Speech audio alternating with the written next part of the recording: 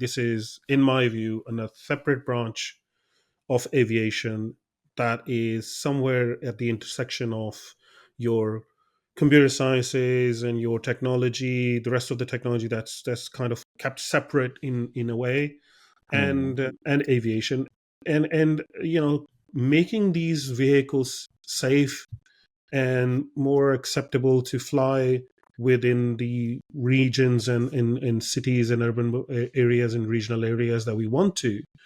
It's not just going to be how robust these designs are, because these designs are fairly robust, right? It's a lot of other technology that sits behind it, which I want people to realize that's what is going to make it safe.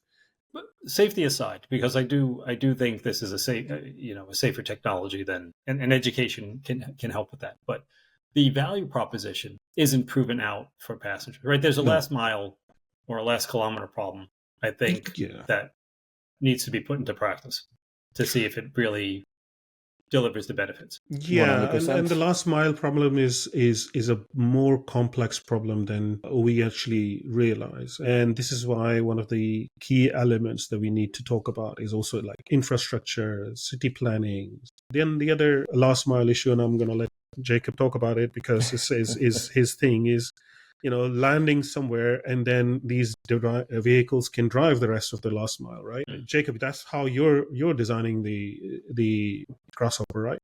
100%, because I also believe it's not a last mile problem, it's a last leg problem. So we can differentiate between urban air mobility and regional or rural air mobility. My personal take is within the cities, we don't have a connectivity issue. There will be, and there already is, aerial mobility within cities, but that is always going to remain a very wealthy people use case, because it is just so much more expensive than any other means of transport. But you're really gaining efficiency and gaining speed when you're connecting the surrounding regions 200, 300, 400 kilometers outside of the cities. And then the question is, okay, now I want to create an ecosystem where vehicles are flying to rural areas. And how do we connect these rural areas then to that infrastructure? Because we need to create a big grid of, let's call them vertiports.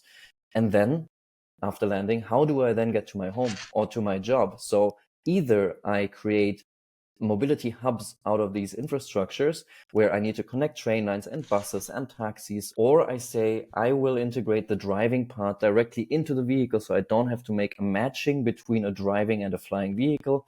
And that's the approach that we're taking at Grasshopper. So we want to incorporate that last mile mobility into the flight mobility itself to solve that regional connectivity issue. Is that the solution? We will see. I can also not prove it until we're doing it. But I see a big challenge with the last mile away from the vertiport.